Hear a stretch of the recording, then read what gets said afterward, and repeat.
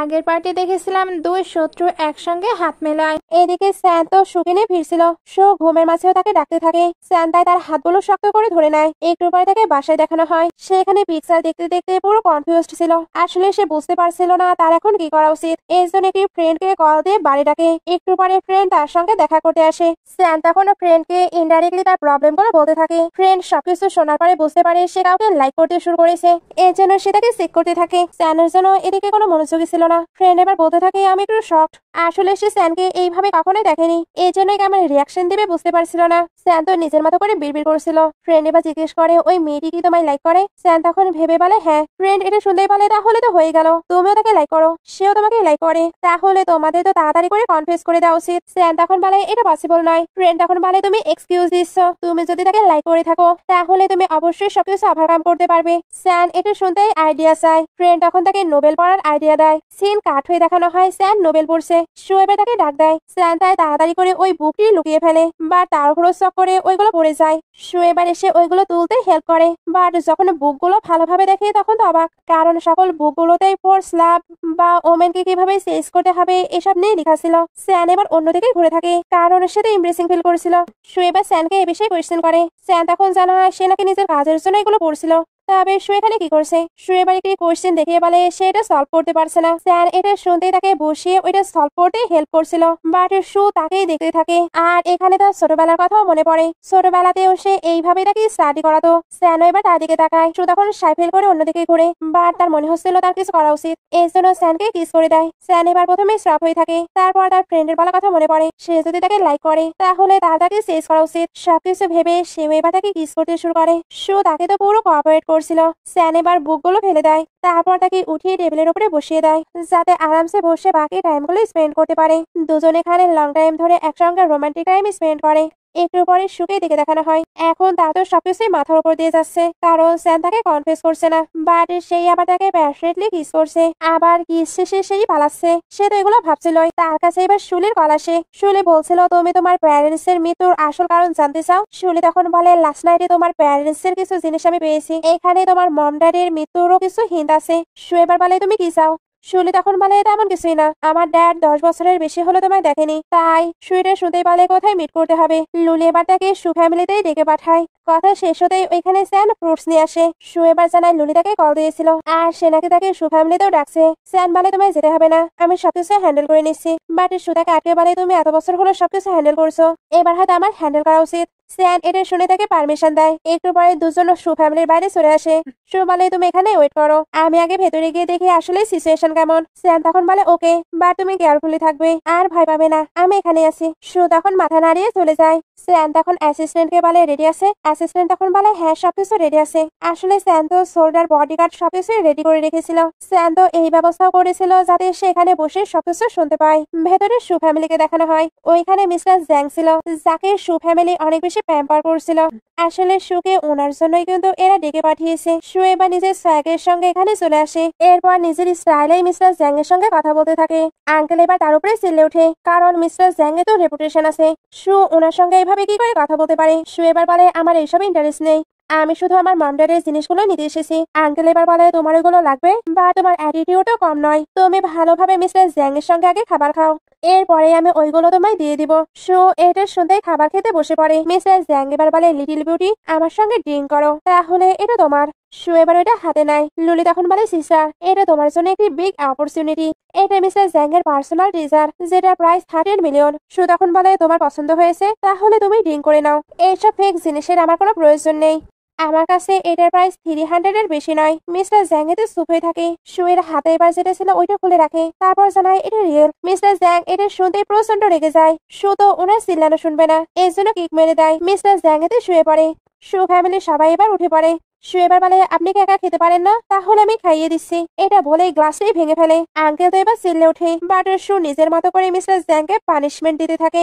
লুলির এতে হাত কাঁপাই স্টার্ট হয়ে যায়। আঙ্কেলও ভয় পেয়েছে। এর জন্য বলে শু, আমি তোমায় কিছু বলতে চাই, তুমি আগে মিস্টার জ্যাংকে ছেড়ে দাও। শু এবার মিস্টার জ্যাংকে আরো আঘাত করতে থাকে। মিস্টার জ্যাং এটি চিল্লাচ্ছিল। শু এবার বলে আমার মম ড্যাডির জিনিসগুলো আমাকে দিয়ে দেওয়া হোক, আঙ্কেল তো চুপ ছিল। শু তখন মিস্টার জ্যাং এর অবস্থা আরো খারাপ করতে থাকে। আঙ্কেল তাই বলে আমি দিয়ে দিচ্ছি। আঙ্কেল এবার আন্টিকে ইশারা করে। আন্টি তখন শুকে ভেতরে ডাকে। আঙ্কেল এবার মিস্টার জ্যাংকে তোলে। মিস্টার জ্যাং এবার বলে এগুলো কি হচ্ছে, আপনারাই তো তাকে আমার বেডে পাঠাতে চাচ্ছিলেন। আঙ্কেল এবার ওনাকে শান্ত হতে বলে, কারণ ওনার নাকি ব্যাকআপ প্ল্যান আছে। শু এবার এদের সঙ্গে ওপরে চলে আসে। লুলি এবার শুয়ের মম ড্যাডের লেটার গুলো দিয়ে দেয়। ওইগুলো পড়ে এসে তো অবাক। আসলে এর সকল প্রপার্টি তার ছিল, বাট কেউ একজন ট্রিক করে সবকিছু নিজেদের করেছে। এটা জানার পরে সে কোনো রিয়াক্ট করবে কি, এর আগে তার হেলথের প্রবলেম শুরু হয়। লুলি তখন নিজের আসল ফেস দেখায়। আসলে সে প্ল্যান করে তাকে কিছু খাইয়ে দিয়েছিল। আর শুয়ের সঙ্গে যত খারাপ কিছু হয়েছে সবকিছুই তার ফ্যামিলি করেছে, এমনকি শুয়ের প্রপার্টি গুলো তারাই দখল করেছে। শুয়ের কিন্তু কোনো কিছুই হয়েছিল না। সে প্রিটেন্ড করে শুধু তার মুখ থেকে সবকিছু শুনে নেয়। একটুর মধ্যে লুলিও এটা বুঝতে পারে। শু এবার বলে অনেক তুমি এনজয় করে নিয়েছো, আজ থেকে তোমার খারাপ দিনই স্টার্ট হবে। লুলি এটা শুনতেই ভয় পেয়ে যায়। শু এবার উঠে তাকে স্ল্যাপ মেরে দেয়। লুলি এতে চিল্লে ওঠে। শু এবার একটি রেকর্ডার বের করে। সে তো লুলির সকল কথাই রেকর্ডিং করে নিয়েছে।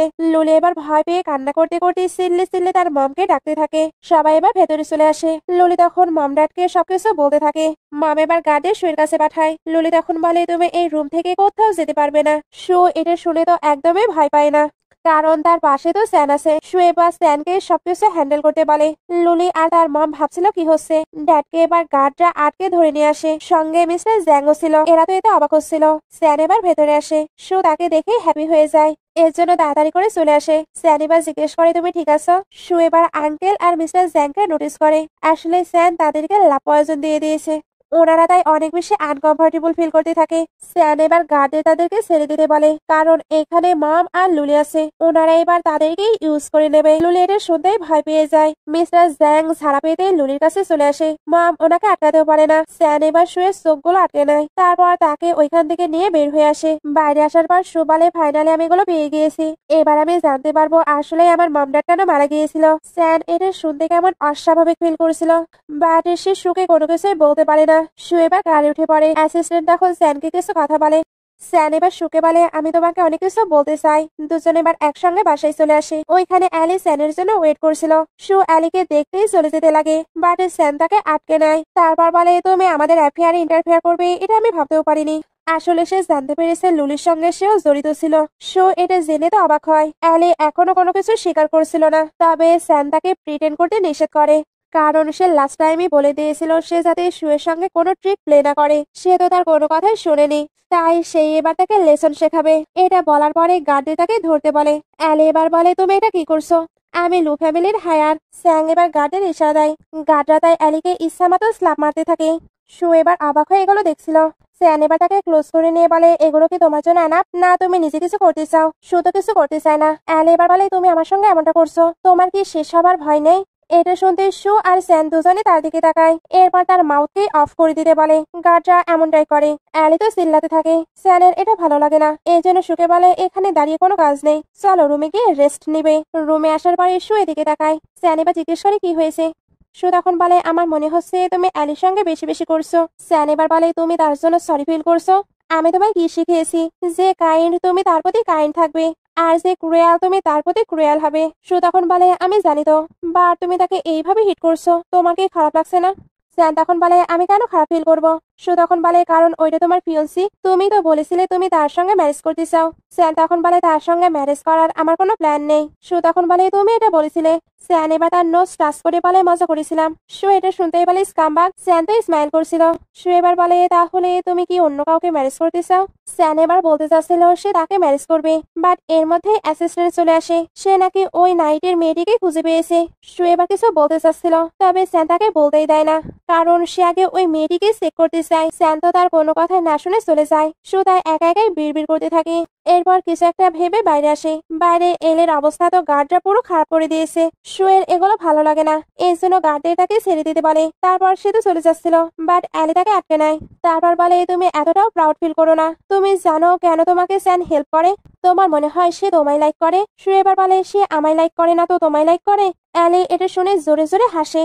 তারপর বলে 12 বছর আগে কেন তোমাকে স্যার নিয়ে এসেছিল? তোমার কি কখনোই কোনো ডাউট হয়নি? তোমার মনে হয়নি তোমার মম ড্যাডের সঙ্গে তার কোনো কানেকশন ছিল? কেন এতদিনেও তুমি তোমার মম ড্যাডের মৃত্যুর রহস্য জানতে পারোনি? সু এবার বলে তুমি কি মিন করতে চাচ্ছ? অ্যালি এবার হাসতে হাসতে বলে তোমার প্যারেন্টসকে স্যানি শেষ করেছে।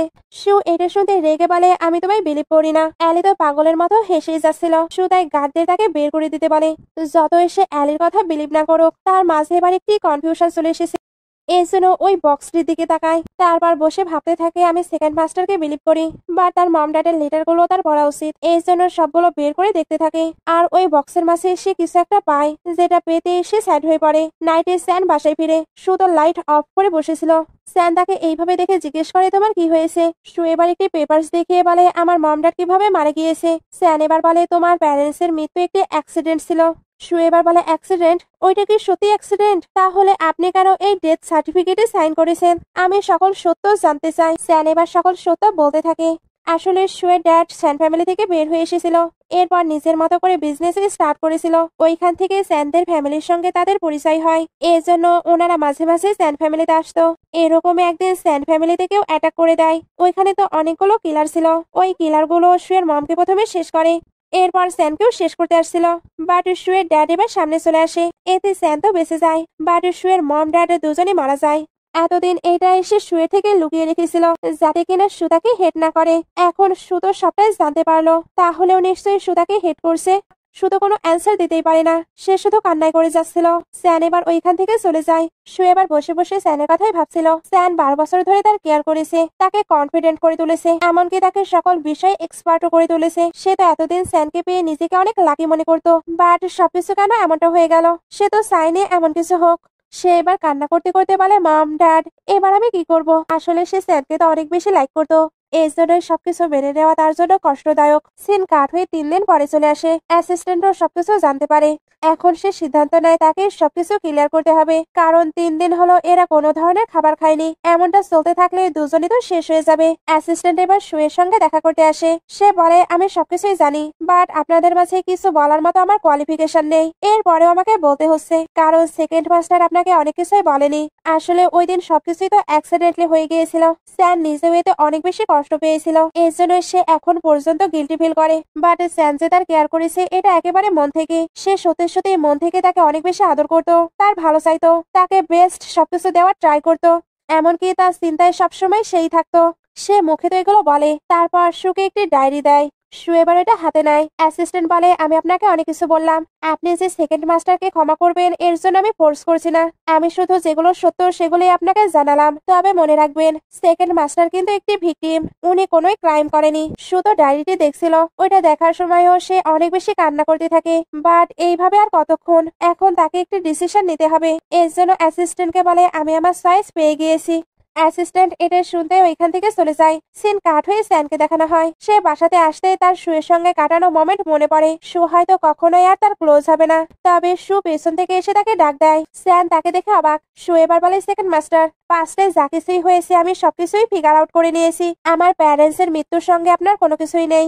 আপনিও একটি ভিকটিম, তাই আমি কোনো কিছুতেই আপনাকে ব্লেম দিতে চাই না। আপনি যেভাবে আমায় প্রোটেক্ট করেছেন, জানি মম ড্যাড এটা দেখলেও অনেক বেশি হ্যাপি হতো। তাই আমি কখনোই আপনাকে ব্লেম দেব না। স্যান এটা শুনতেই তাকে হাক করে নেয়। তারপর তাকে বোঝার জন্য থ্যাঙ্কস বলে। সু এবার নিজেকে ছাড়িয়ে বলে থ্যাংক ইউ আমাকে সাপোর্ট করার জন্য, আমাকে প্যাম্পার করার জন্য, আমাকে লাভ করার জন্য। আমার কাছে এখন আপনার জন্য একটি সারপ্রাইজ আছে। স্যান জিজ্ঞেস করে কি সারপ্রাইজ? সু এবার তার ক্লোজ হয়ে বলে ওই দিন রাতের মেয়েটি আমি ছিলাম। স্যান এতে তো অবাক হচ্ছিল।